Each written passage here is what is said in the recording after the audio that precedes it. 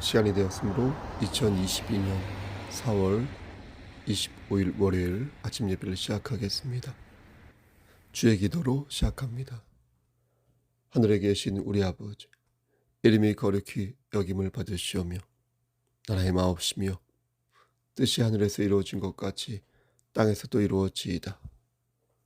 오늘날 우리에게 일용할 양식을 주시었고 우리가 우리에게 죄진 자를 사하여 준 것 같이 우리의 죄를 사하여 주시었고 우리를 시험에 들게 하지 마시옵고 다만 악에서 구하옵소서. 나라와 권세와 영광이 아버지께 영원히 있사옵나이다. 아멘. 거룩하시고 자비로우신 하나님 아버지, 하나님의 크신 사랑을 진심으로 감사드립니다. 오늘도 우리에게 새로운 하루를 허락해 주셨습니다. 그리하여 예배로 하루를 열 수 있도록 은혜를 내려주셨습니다. 이에 진심으로 감사드립니다. 우리가 받은 은혜를 진심으로 감사히 여길 수 있도록 하시고 영벌이 아닌 영생을 얻게 됨을 진심으로 감사히 여길 수 있도록 우리의 심령을 주관하여 주시옵소서. 악한 마귀에 의해 아버지 그의 도구가 되지 아니하도록 하시고 하나님께 사용되어지는 귀한 도구가 될 수 있도록 하셔서 우리의 삶 속에 하나님의 영광이 가득 찰 수 있도록 하시고 하나님의 영광을 위하여 크게 쓰임받는 우리 송석교회의 지체들 될 수 있도록 도와주시옵소서. 우리 교회가 구원의 방주가 되기를 소원합니다.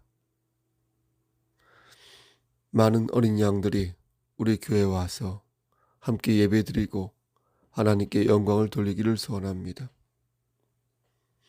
이 지역에서 빛과 소금의 직분을 감당하는 교회가 되기를 소원합니다. 많이 부족하지만 하나님께서 함께 하실 때에 그러한 역사가 일어날 줄 믿사오니 주여 강권적으로 우리의 삶을 이끄사 말씀 안에서 열매 맺는 삶이 될 수 있도록 도와주시옵소서. 신실하신 하나님의 언약을 기억하여 하나님과 동행하는 삶을 기뻐할 수 있도록 하시고 하나님의 주권을 받들고 하나님을 의지하는 삶이야말로 진정한 행복이요 진정한 의미 있는 삶이란 사실을 기억할 수 있도록 우리에게 지혜를 허락하여 주시옵소서. 심신이 연약한 우리의 지체들 위해 함께 하시사 낙오자 되지 아니하도록 하시고 끝까지 눈동자처럼 지켜 보호하여 주시옵소서. 새로운 월요일이 시작됩니다. 말씀을 붙잡고 열매 맺을 수 있도록 하시고 머리가 될진데 꼬리가 되지 아니하도록 붙잡아 주시옵소서. 모든 말씀 예수 그리스도인 받들어 감사하며 기도드렸사옵나이다. 아멘. 하나님 말씀 고린도전서 5장 1절에서 8절입니다. 고린도전서 5장 1절에서 8절 신약성경 제 성경으로 267쪽입니다. 1절 너희 중에 심지어 음행이 있다 함을 들으니 그런 음행은 이방인 중에서도 없는 것이라 누가 그 아버지의 아내를 취하였다 하는도다. 그리하고도 너희가 오히려 교만하여져서 어찌하여 통한이 여기지 아니하고 그 일 행한 자를 너희 중에서 쫓아내지 아니하였느냐. 내가 실로 몸으로는 떠나 있으나 영으로는 함께 있어서 거기 있는 것 같이 이런 일 행한 자를 이미 판단하였노라. 주 예수의 이름으로 너희가 내 영과 함께 모여서 우리 주 예수의 능력으로 이런 자를 사탄에게 내주었으니 이는 육신은 멸하고 영은 주 예수의 날에 구원을 받게 하려 함이라. 너희가 자랑하는 것이 옳지 아니하도다. 적은 누룩이 온 덩어리에 퍼지는 것을 알지 못하느냐. 너희는 누룩 없는 자인데 새 덩어리가 되기 위하여 묵은 누룩을 내버리라. 우리의 유월절 양 곧 그리스도께서 희생되셨느니라. 8절. 이러므로 우리가 명절을 지키되 묵은 누룩으로도 말고 악하고 악에 찬 누룩으로도 말고 누룩이 없이 오직 순전함과 진실함의 떡으로 하자. 아멘. 하나님 이 말씀을 들어 사용하여 주시옵소서. 예수님의 이름으로 기도합니다. 아멘. 어떤 행위를 반복하게 되면 그것이 습관이 되겠죠. 그래서 하나의 행동 양식이 될 것입니다. 그런 사회화 과정을 아비투스라고 하는데, 교회도 이런 특정 양식이 있는 것 같습니다. 주관적이지만 또 개인적이지 않은 체계로서 교회만의 어떤 성향 체계를 갖는 것 같습니다. 특별한 점은 이러한 양식이 사람의 말과 행동으로 만들어진 것이 아니라 하나님의 말씀에 의해 조성이 된다는 것입니다. 이것이 다른 공동체와 다른 교회의 공동체만이 가지고 있는 특성이요 관행이라 하겠습니다. 그럼 교회 공동체만이 가지고 있는 그런 구조적인 아비투스가 무엇일까요? 다시 말씀드려서 하나님께서 교회인 우리에게 명령하신 인지적이고 감정적인 그 가이드라인 같은 것이 무엇일까요? 오늘 말씀을 보면 그것이 무엇인지 오늘 본문을 보면 두 개의 단어로 정리할 수 있겠습니다. 그 단어가 8절 말씀에 나와 있는데요. 그것은 바로 순절함과 진실함입니다. 순절함과 진실함. 교회는 순절함과 진실함을 가지고 있어야 합니다. 교회가 이 순절함과 진실함을 포기하는 순간 교회는 교회의 위상을 유지할 수가 없습니다. 그럼 순절함이 무엇이고 진실함이 무엇일까요? 여기에서 순절함은 엘리크리네야스라고 하여서 찾아보니까 마음의 순수함을 말하는 것이고, 또 여기서 진실함은 알레데이아스라고 하여서 행동의 수수함을 말하는 것입니다. 그러니까 마음과 행동이 순수할 때 교회가 교회다울 수 있다라는 것입니다. 그럼 어떻게 해야 이 순전함과 진실함을 교회가 가질 수 있을까요? 이 또한 오늘 본문에서 명확하게 일러주십니다. 7절 말씀을 보시겠습니까? 7절 말씀을 보면 그 방법이 나와 있는데요. 그것은 묵은 누룩을 내버리는 것입니다. 우리는 그리스도 예수 안에서 더 이상 죄의 지배를 받지 아니하는 존재가 되었는데, 자꾸만 그런 존재들이 자신의 마음속에, 그러한 우리의 존재가 자꾸 우리의 마음속에 죄를 구겨넣는다는 것입니다. 우리는 거듭난 사람이지 않습니까? 이전의 잘못된 생활을 근절하고 누룩이 없는 새로운 신분으로 살아가야 할 사람들이지 않습니까? 근데 자꾸만 예전의 모습으로 돌아가려고 하니까 너희는 묵은 누룩을 버려라, 이렇게 말씀하는 것입니다. 그럼 우리는 왜 이 누룩을 버려야 하는 것일까요? 반복해서 말씀드리지만 그 이유는 예수 그리스도께서 우리를 위해 희생하셔서 우리의 죄를 다 도말하셨는데, 자꾸만 마음속에 우리가 죄를 구겨넣고 있으니 그러지 말라는 것입니다. 그리스도의 희생으로 성취된 무교병에 참여한 자들은 더 이상 누룩 있는 떡을 먹지 말아야 한다는 것입니다. 이게 자꾸 먹으려고 하는 거죠. 저도 그렇습니다. 자꾸 먹으려고 하니까 그 교회의 순전성과 진실함이 흔들린다는 것입니다. 당시 고린도 교회는 이방인들의 그 관행이 남아 있었습니다. 대표적으로 두 가지만 꼽자면 영지주의와 쾌락주의가 있었는데요. 고린도 교인들은 이 두 가지 관행에서 자유롭지 못했던 것 같습니다. 영지주의는 정신은 선한데 육과 물질은 악하다는 그런 견해입니다. 그래서 영지주의자들은 극단적인 이원론에 입각하여 세상을 창조하신 여호와 하나님을 물질을 만든 어떤 그 저급한 신으로 보았습니다. 그런데 재미있는 것은 이러한 영지주의가 쾌락주의와 연결된다는 것입니다. 쾌락주의는 말 그대로 쾌락을 가장 중요한 가치로 생각하겠죠. 그렇기 때문에 육체적 쾌락을 아주 좋아합니다. 물론 에피쿠로스 학파처럼 소박한 공동생활을 통해서 얻어지는 정신적인 쾌락도 있었지만 인간의 능력이 결국은 감각으로 돌아가는 데 있어서 그들은 쾌락을 무척 중요하게 생각했습니다. 그런데 그런 쾌락주의가 물질을 부정하게 생각하는 영주주의와 맥을 같이 하는 것입니다. 좀 이해가 안 되죠? 하지만 한 번 더 생각해보면 두 개가 같은 소속이라는 것을 알 수 있습니다. 영재주의는 물질이 애당초 악하고 더럽기 때문에 아예 포기하자는 셈치고 도덕을 폐기하자고 주장하는 것입니다. 어차피 더러우니까 도덕까지 버려버리자 이렇게. 그러니까 어차피 우리 몸은 더럽기 때문에 막 굴러도 된다고 보았던 것입니다.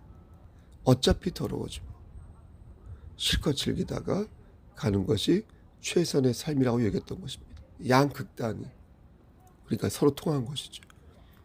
이런 헬라조 요소들이 당시 고린도 교회 안에도 있었고요.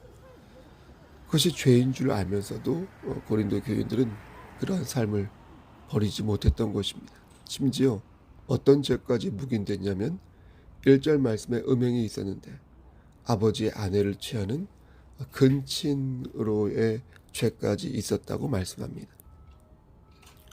그의 어머니라 표현하지 않고 아버지의 아내라고 표현한 것으로 보아 성경 주석가들은 아마도 친모가 아닌 의붓이며 의붓 어머니 있죠. 의붓 어머니를 취한 것으로 주석가들은 해석합니다.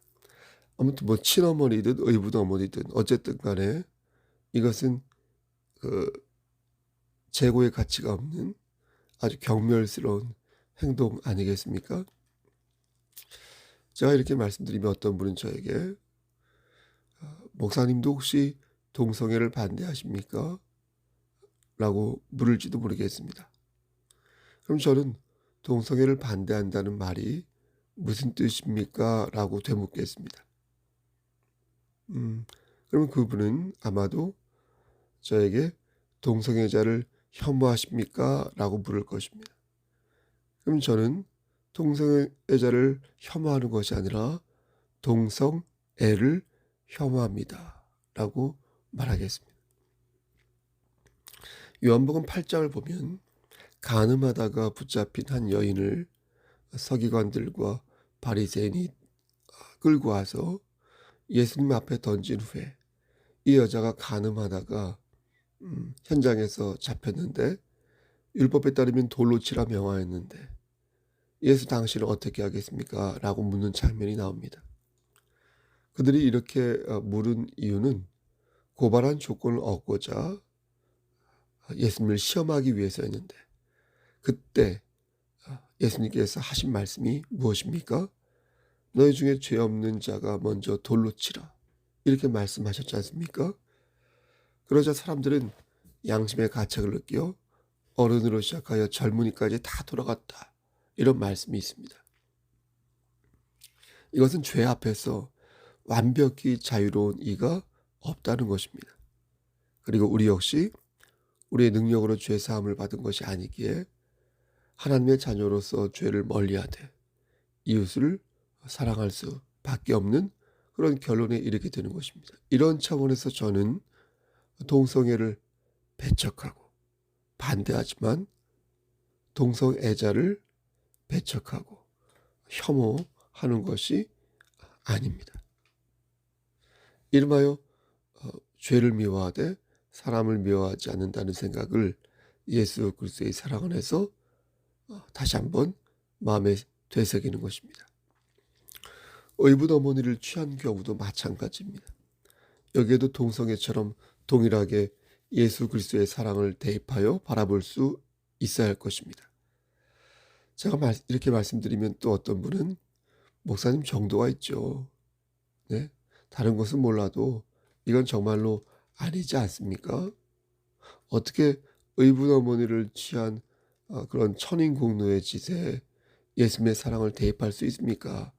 라고 묻는 분들이 있을지도 모르겠습니다. 물론 그렇습니다. 상식적으로 볼 때도 그렇고요. 양심적으로 볼 때도 이건 아닙니다. 하지만 세상에는 상식과 양심을 벗어난 일들이 의외로 많습니다. 입에 담을 수 없는 사건들이 여전히 행해지고 있고 그 일이 나와는 상관없는 일 같아 보이지만 한 번 더 생각해보면 어느 한순간에 나와 상관 있는 일이 될 수 있겠다는 그런 황당무계한 생각도 드는 것입니다. 예전에 엠번방 사건이었나요? 맞죠? 그런 일들이 심심찮게 일어나고 있고 성희롱이나 예전에 미투 이런 것이 여전히 지금도 존재하지 않습니까?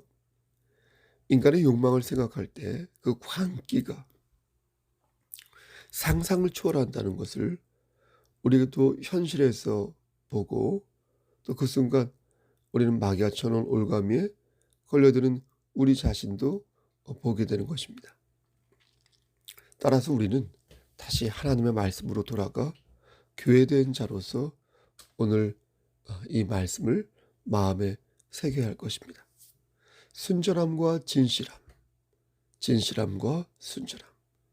이것으로 내 안에 있는 묵은 누룩을 버릴 때 우리는 마음의 화평함을 얻어 진정으로 행복한 삶을 살 수 있게 될 것입니다. 하지만 고린도 교회 교인들은 사도 바울의 서신을 잘못 이해하였습니다. 그들은 뭐 아니면 도라고 생각했던 것 같습니다.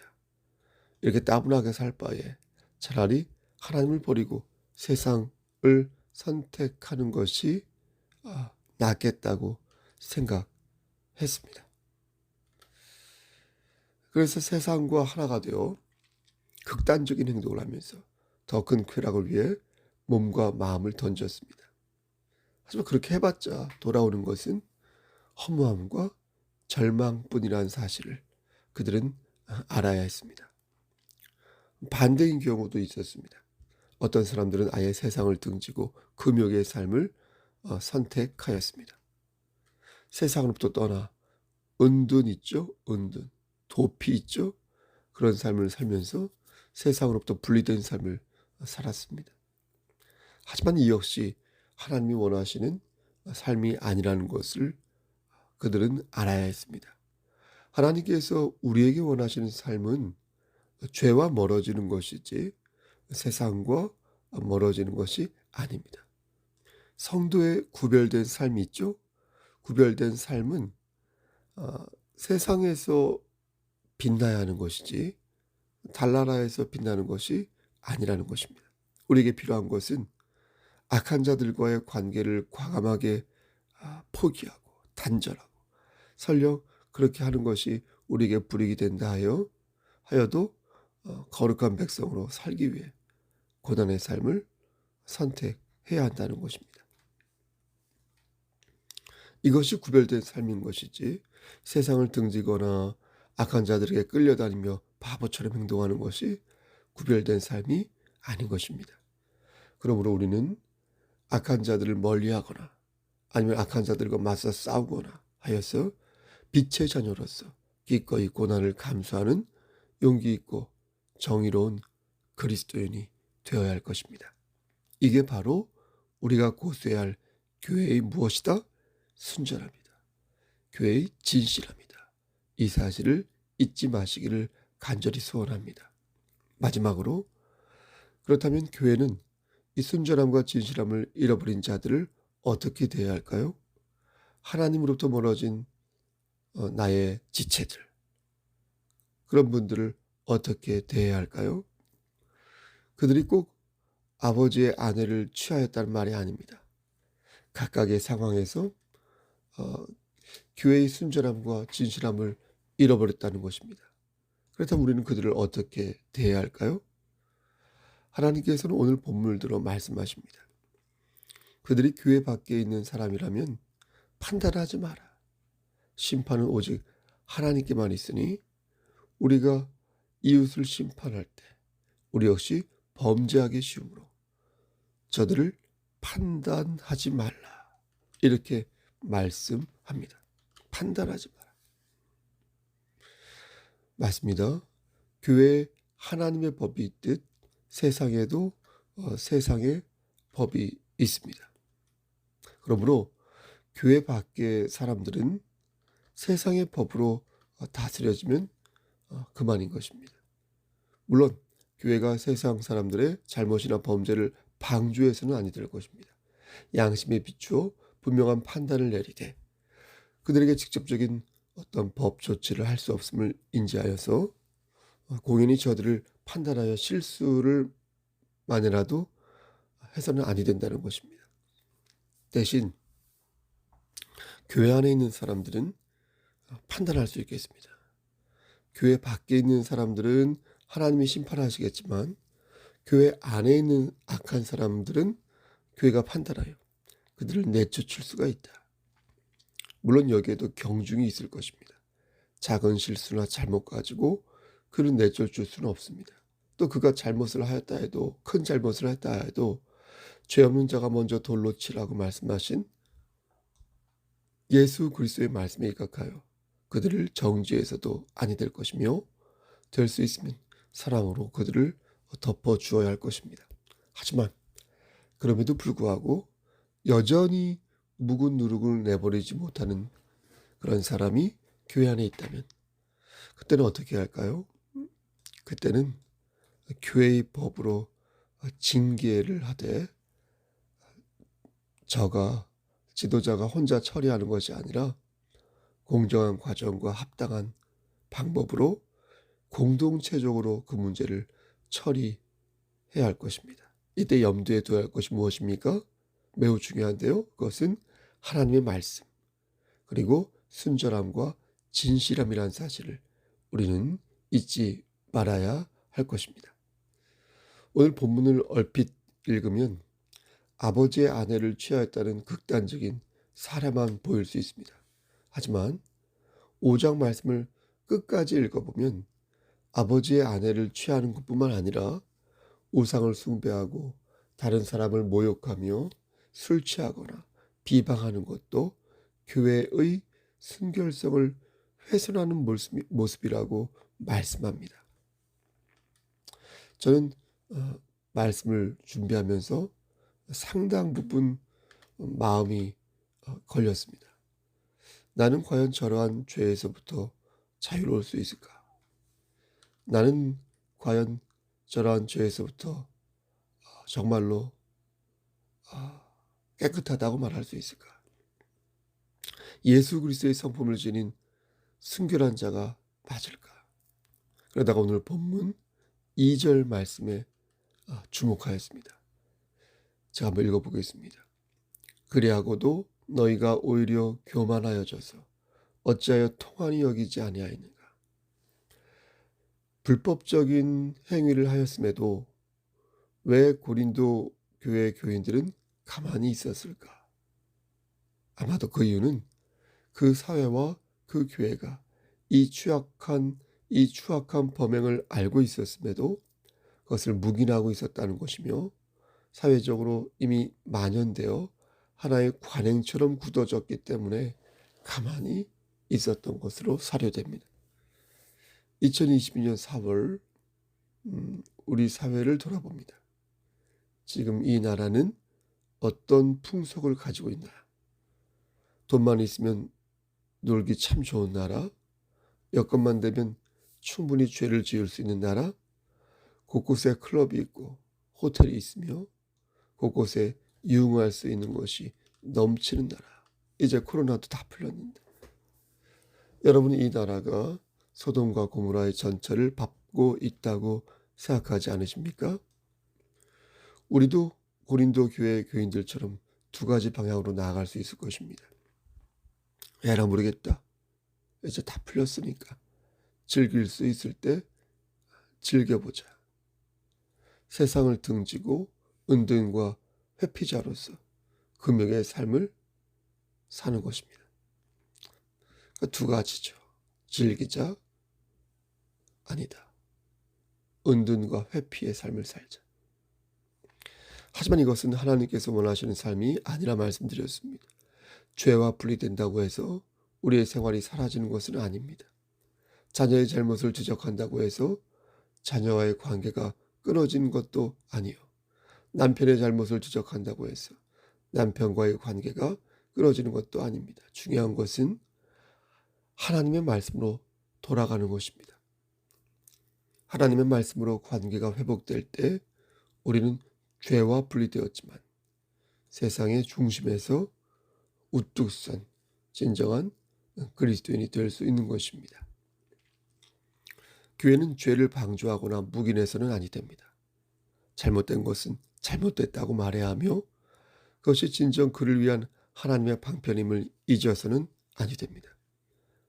그러므로 저는 오늘 말씀 들어서 여러분들에게 이렇게 고민하는 것입니다. 교회의 순결함을 잃어버린 형제와 자매가 혹시 여러분 주변에 있습니까? 그렇다면 그들과의 관계를 회복하시길 바랍니다. 그와 멀어진 나의 모습을 보고 먼저 내 안에 있는 교만함과 진실하지 못한 그런 부분을 고백하기 바랍니다. 그리고 하나 더, 그를 존중하기 바랍니다. 그가 많이 가지고 있든 그렇지 않든, 그가 마음에 들든 그렇지 않든 그를 존중하기 바랍니다. 그는 나의 남편과 아내이기 전에, 그는 나의 부모이자 자녀이기 전에 하나님의 사랑을 받는 하나님의 자녀임을 기억하기를 바랍니다. 우리는 그를 미워할 자격이 없습니다. 우리는 하나님의 자녀를 모욕하고 비방할 자격이 없습니다. 그가 음행을 한 것도 아니고 탐욕을 부린 것도 아니고 우상을 숭배하고 술 취하고 남을 속인 것도 아닌데 단지 내 기분에 취하여 그를 정죄한다면 우리가 그를 미워하는 것은 하나님의 뜻이 아닌 것입니다. 하지만 그가 명백한 죄를 지었다면 우리는 그에게 회개할 것을 종용해야 할 것이고, 그래도 그가 끝까지 묵은 누룩을 버리지 않는다면 공정한 절차와 합당한 방법으로 그를 권징해야 할 것입니다. 사랑하는 송석교회 성도 여러분, 누군가를 권징할 때 먼저 그 마음이 합당한지, 우리의 그 마음이 합당한지 돌아봐요. 그리고 만약 내 마음속에도 그런 마음이 있다면 어떻게 해야 되겠습니까? 조용히 무릎을 꿇고 하나님께 용서를 빌어야겠습니다. 그리고 그와의 단절된 관계를 회복하기를 원한다면 먼저 그가 하나님의 자녀라는 사실을 명심하여서 더욱 그를 존중하여 하나님께서 그를 어떻게 사용하시는지 지켜보아야겠습니다.